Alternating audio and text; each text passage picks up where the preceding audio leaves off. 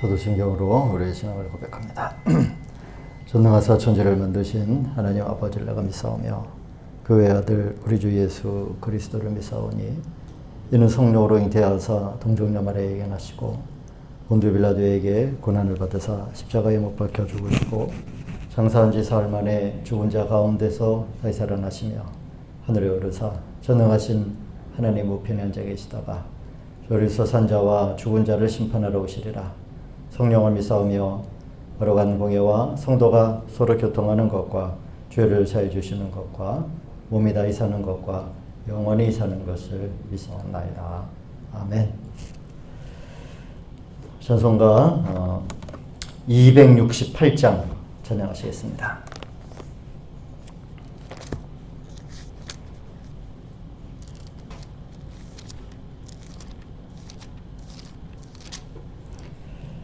죄에서 자유를 얻게 함은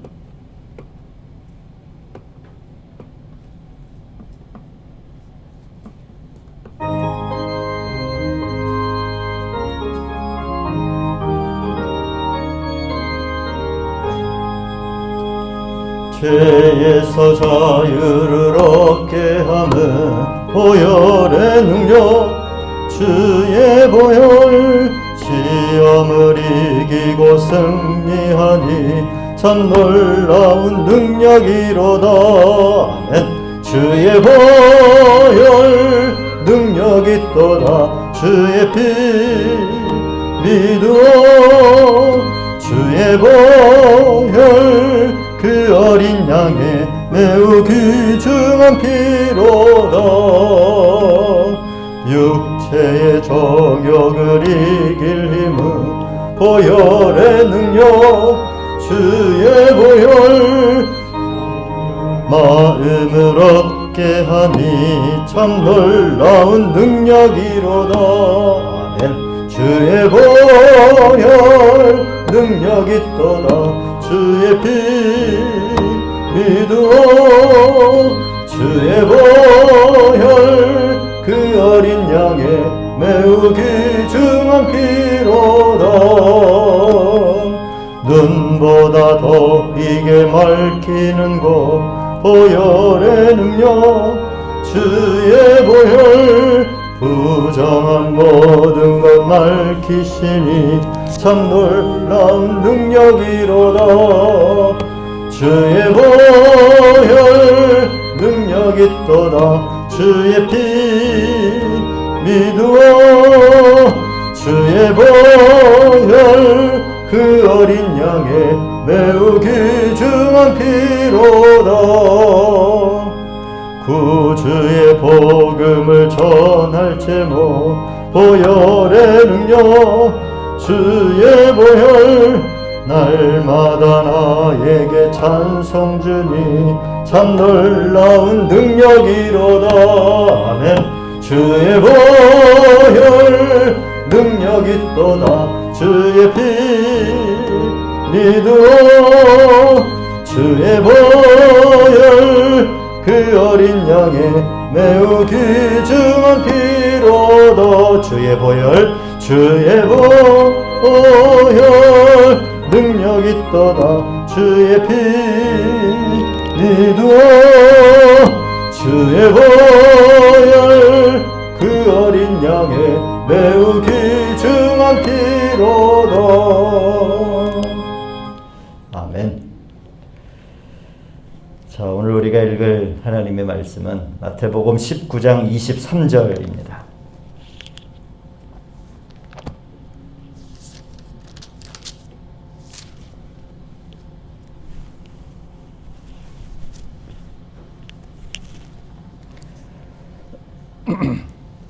(23절에서) 마지막 절까지 우리 한 절씩 또 교독하며 읽도록 합니다. 제가 먼저 읽겠습니다. 예수께서 제자들에게 이르시되 내가 진실로 너희에게 이르노니 부자는 천국에 들어가기가 어려우니라. 당신이 너희에게 말하노니 낙타가 하늘길로 들어가는 것이 부자가 하나님의 나라에 들어가는 것보다 쉬우니라 하시니. 제자들이 듣고 몹시 놀라 이르되 그렇다면 누가 구원을 얻을 수 있으리까? 예수께서 그들을 보시며 이르시되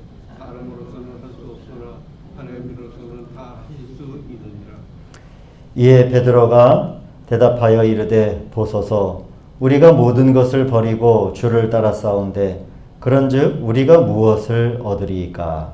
예수께서 이르시되 내가 진실로 너희에게 이르노니 세상이 새롭게 되어 인자가 자기 영광의 보좌에 앉을 때에 나를 따르는 너희도 12보좌에 앉아 이스라엘의 일파를 심판하리라.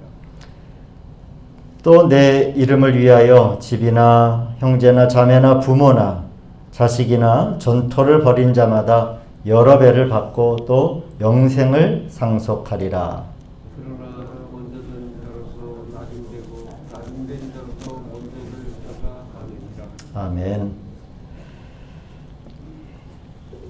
우리 기도의 자리에서 하루를 시작하시는 성도님들에게 하나님의 은총이 가득하길 축복합니다.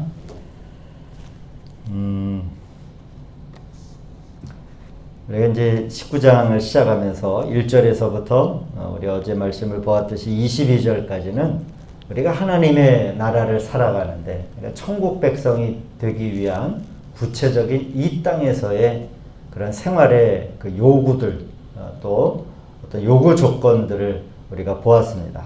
그래서 우리가 정말 교회 다니고 신앙생활하고 또 하나님 나라에 합당한 사람이라고 하면 이 정욕의 문제를 다 잘 처리하고 다스리는 것 그리고 어린아이를 영접하는 문제를 통해서 우리가 교만의 문제 그리고 주님은 재물을 사랑하는 문제에 대해서 말씀을 하셨습니다. 이 세 가지가요 우리가 잘 알고 있는 것 같지만 왜 주님은 왕국 백성이 되기 위한 구체적인 이 생활의 조건 가운데 왜 정욕의 문제를 다루셨을까? 저도 이제 말씀을 준비하면서 이렇게 생각을 해보면 이 부분이 어떻게 보면은 이 땅에서의 우리들의 이 정상적인 삶을 가장 해치는 어떻게 보면 천병인 것 같다라고 하는 정말 하나님의 말씀은 정확하시다라고 하는 생각을 많이 하게 됩니다. 특히 이제 저는 우리 이제 교육 목회자들의 세계를 이렇게 보면서 다 잘해요. 다 잘해오고 다 존경받을 만하고 훌륭한 일들을 많이 하고 이름도 세상에 그러나 어떻게 보면은 이 세 가지 문제에 많은 사람들이 그동안 자신들이 걸어왔던 길들을 다 지워버리는 일들이 대개는 첫 번째로 다 이 정욕의 문제들이더라고요.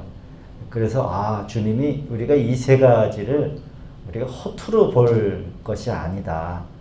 이 정욕의 문제와 교만의 문제와 그다음에 물질을 하나님보다 먼저 사랑하는 문제는 우리가 하나님의 왕국 백성으로서 왜 주님이 이 세 가지를 말씀하셨는가라고 하는 것을 우리도 저도 그렇고 우리 성도님들도 한번 마음속에 잘 붙드시고 묵상하시는 은총이 있기를 바랍니다. 그러면서 이제 오늘 말씀은 그렇게 하나님의 나라에 합당한 그러한 요구 조건을 잘 이루고 사는 사람들에게 어떤 보상이 주어지는가에 관한 그러니까 하나님이 주시는 보상에 관한 말씀을 오늘 우리가 이제 보상에 관한 비유를 우리가 보게 됩니다. 다시 한번 주님은 낙타가 바늘기로 들어가는 것이 부자가 하나님의 나라에 들어가는 것보다 더 쉽다라고 하는 말씀으로 이 말씀은 뭘 의미하냐면 계명을 다 지킨 부자 청년의 이야기를 우리가 어제 보았잖아요. 마지막에 재물을 사랑하는 문제에 있어서 그러기에 내가 다 지켰습니다. 그 당시 유대인들이 아주 틀림없이 지켜야 하는 모세의 율법을 다 지켰단 말이에요. 그럼에도 불구하고 그 재물이 많음으로 이거는 재물을 더 사랑함으로 라고 하는 이야기로 바꿔서 이 말씀을 우리가 읽을 수 있습니다. 그러니까 이 하나님보다 이 땅에서 재물을 더 사랑함으로 그가 근심하며 돌아가는 이 장면을 통해서 주님이 이제 마지막에 그 모든 것을 통틀어서 말씀하시는 거예요. 천연적인 이 육신의 생명으로는 하나님의 나라에 들어가는 게 아니다. 무엇으로는 할 수 있다고요? 하나님으로는 하실 수 있다라고 하는 겁니다. 그러니까 이 부자는 절대로 천국에 못 들어간다, 이 이야기가 아닌 거예요. 육신의 생명으로 들어가는 나라가 아니다. 하나님의 생명으로 갈 수 있는 곳이다라고 하는 것이죠. 그럴 때 이제 25절에서 제자들이 이렇게 얘기를 합니다. 심히 깜짝 놀랐어요. 아니 그러면 누가 구원을 얻을 수 있겠습니까? 제자들이 물어요. 이것은 제가 지난 시간에도 잠깐 말씀을 드렸지만은 많은 그리스도인들이 오늘 이 제자들과 같은 질문을 하고 오해를 하고 있습니다. 말하자면 구원과 하나님의 나라를 혼동하는 거예요. 제가 어제 뭐라고 얘기했습니까? 구원은 출생과도 같다. 그리고 하나님의 나라에 들어가는 것은 우리의 생활이다. 그러니까 출생과 생활은 같은 게 아니잖아요. 출생이 있은 뒤에 생활을 하지 않습니까? 구원을 받은 뒤에 우리가 이 구원을 이루기 위해 이 땅에서 어떻게 생활해야 하느냐, 이거는 별개의 문제인데 오늘 주님은 생활에 대해서 얘기를 하시는데 우리가 어떻게 태어납니까? 태어나는 문제를 말하는 거예요. 그러니까 혼동하고 있는 거죠. 우리가 하나님의 나라에 왕국에 들어가는 것은 육신적인 생명이 아니라 하나님의 생명으로 덧입어야 한다. 완전히. 그럼 제자들이 그럼 누가 태어납니까? 누가 구원을 얻을 수 있습니까? 이렇게 질문을 하는 것이죠.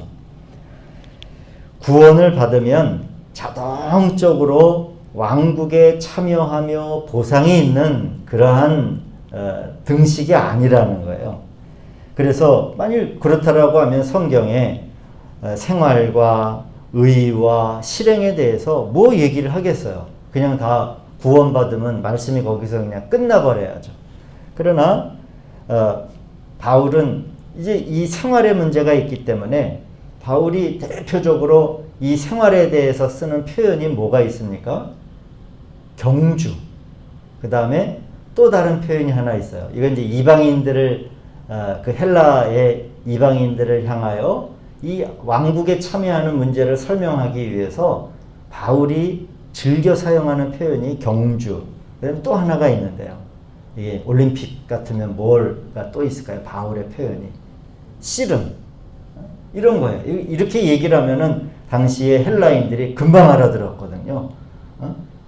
달려갈 길을 다 하는 이런 계속적으로 우리가 씨름을 하고 씨름을 해서 이겨야 되잖아요. 이기는 생활에 대해서 바울이 계속적으로 이야기를 하는 것은 바로 오늘 주님이 말씀하신 것과 같이 왕국에 참여하기 위해서 우리가 이러한 요구 조건들을 이루는, 이게 쉬운 일은 아니라는 겁니다. 여러분, 정욕을 이기기 위해서 그래 내가 오늘부터 정욕을 이길 거야. 그런다고 정욕이 이겨지나요? 뭐가 필요한 거예요? 달리는 선수가 면류관을 얻기 위해서 그 마라톤을 하는 게 얼마나 여러분 살을 깎고 뼈를 깎는 그러한 노력이 필요합니까? 씨름을 하기 위해서 레슬링을 하는데 이 레슬링을 하기 위해서 얼마나 어려워요. 그러한 노고와 그러한 열심과 그런 수고가 우리 그리스도인들에게 반드시 필요하다라고 하는 것을 이제 바울은 이 헬라 사람들에게 그렇게 이야기할 수 있는 것이죠. 자, 그러나 이런 육신적인 생명으로는 안 돼요. 하나님으로서는 다 하실 수 있다.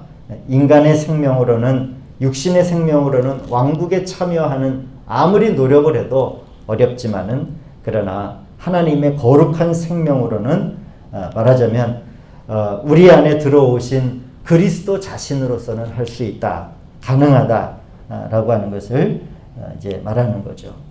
사랑하는 여러분, 빌립보서 4장 13절에 성도님들이 잘 기억하시는 말씀이 있죠. 내게 능력 주시는 자 안에서 내가 비로소 모든 것을 할 수 있다 라고 하는 이 말씀이 바로 이러한 하나님으로서는 하실 수 있다라고 하는 말씀의 또 다른 표현이 되겠습니다. 그러면 이제 오늘은 또 이제 27절서부터 이렇게 천국의 요구 조건을 충실하게 수행하기 위해서 바울의 표현을 빌리자면은 정말로 42.195 마라톤을 잘 달려서 마지막에 생명의 면류관을 얻고 또 그런 사람에게 주어지는 보상이라고 하는 게 뭐냐. 오늘은 아주 대표적으로 29절을 보시면은 이런 그 영역을 주님이 말씀하시지 않습니까? 집이나 형제나 자매나 부모나 자식이나 전토를 벌인 자마다. 그러면 우리는 뭘 가지고 살려는 걸까요? 그만큼 이 땅에서 우리가 왕국에 참여하기 위하여 사실상 어떻게 보면 어느 부분은 예외. 그러니까 이 부자 청년은 왜 근심하며 왜 돌아갔어요? 다른 거는 다 했어요. 그러나 그 한쪽에 예외를 둔 거잖아요. 근데 오늘 주님이 쭉 어떤 우리들의 삶의 영역을 쭉 말씀하시면서 그것을 다 버린 자, 버렸다라고 하는 것은 뭘 말하는 겁니까?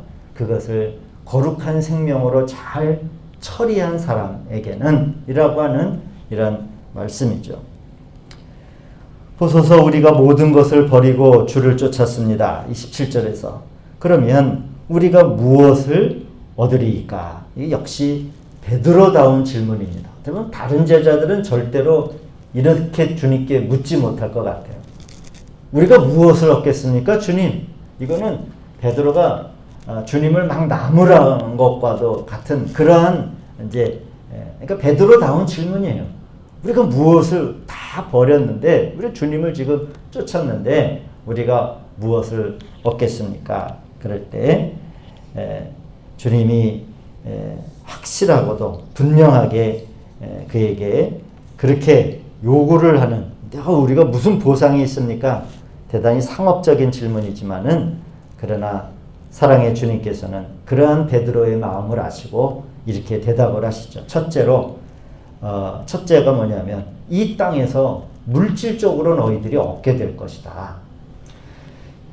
자, 여러분 보시면은 30절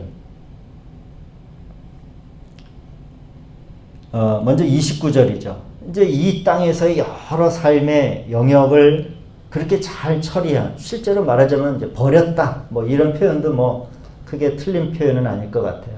버린 자마다 여러 배를 받고, 그런데 이 개역 개정 성경을 보시면 몇 배라고 표현이 되어 있잖아요. 근데 이상하게 이 개역 개정만 이게 이제 옛날에 어떠한 사본이 여러 개로 표현이 되어 있고요.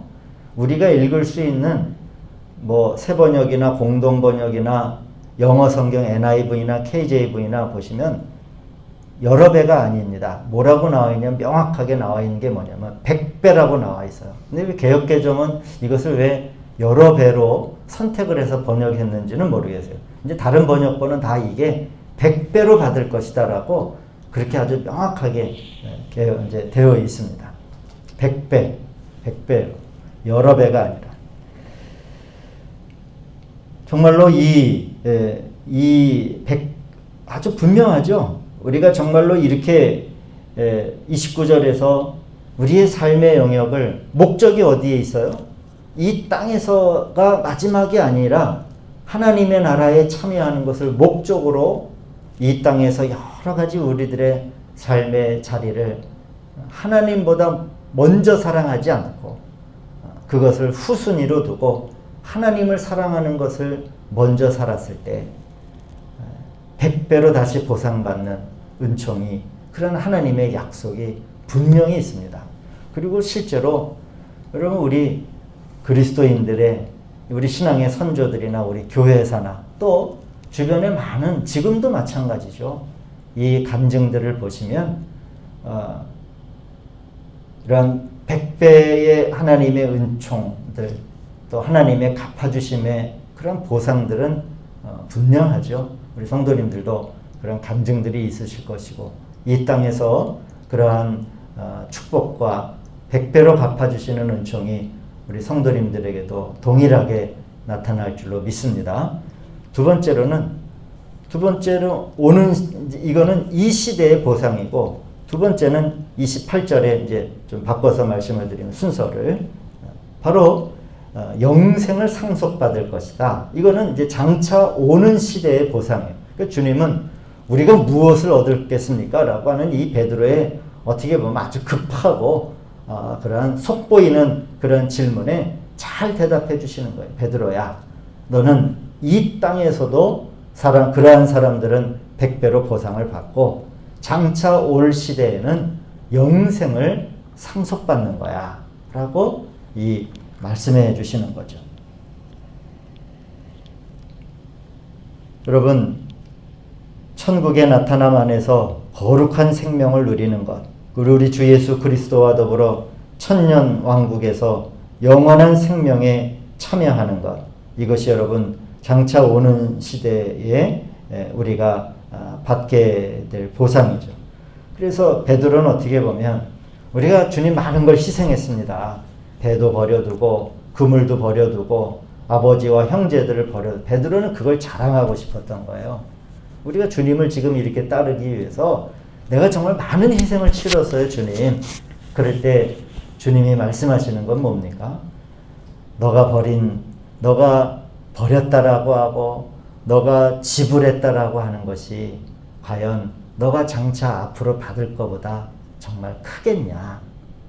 설령 대통령이 대통령직을 버린다고 해도 천년왕국에서 12보좌에 앉아 영원한 생명을 상속받는 것보다 그게 크겠느냐?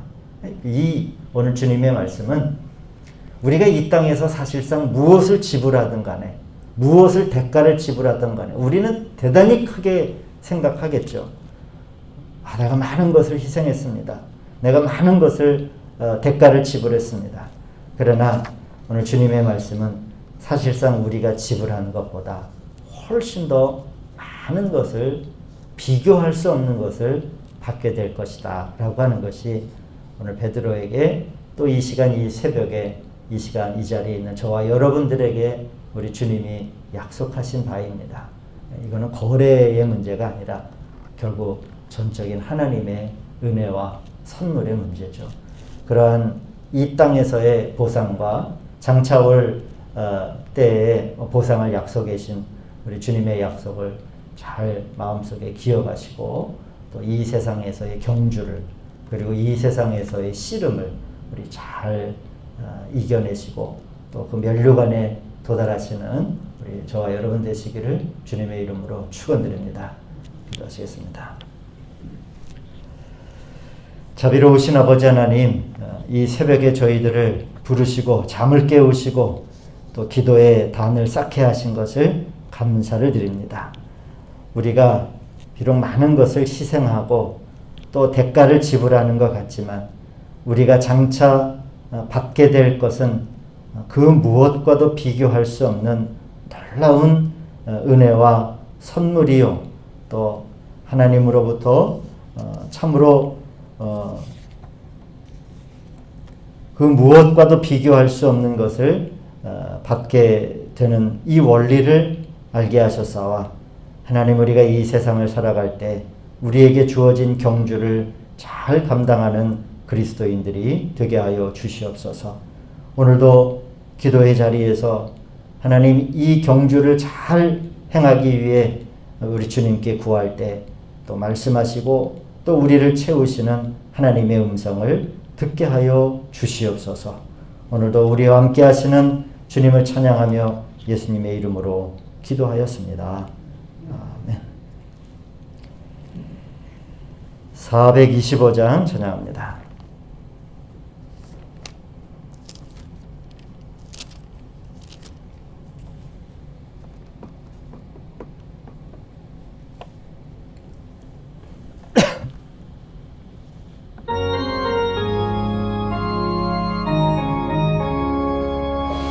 주님의 뜻을 이루소서. 고요한 중에 기다리니 진흙과 같은 넓이 주소 주님의 형상 만드소서 주님의 뜻을 이루소서 주님 발 앞에 엎드리니 나의 맘속을 살피시서 눈보다 희게 하옵소서 주님의 뜻을 이루소서 병들어 몸이 피곤할 때 권능의 손을 내게 펴서 강건케 하여 주옵소서 주님의 뜻을 이루소서 온전히 나를 주장하사 주님과 함께 동행함을 만민이 알게 하옵소서. 아멘. 하늘에 계신 우리 아버지여, 이름이 거룩히 여김을 받으시오며 나라가 임하옵시며 뜻이 하늘에서 이루어진 것 같이 땅에서도 이루어지이다. 오늘날 우리에게 일용할 양식을 주시옵고 우리가 우리에게 죄 지은 자를 사하여 준 것 같이 우리 죄를 사하여 주시옵고 우리를 시험에 들게 하지 마시옵고 다만 악에서 구하시옵소서. 나라와 권세와 영광이 아버지께 영원히 있사옵나이다. 아멘.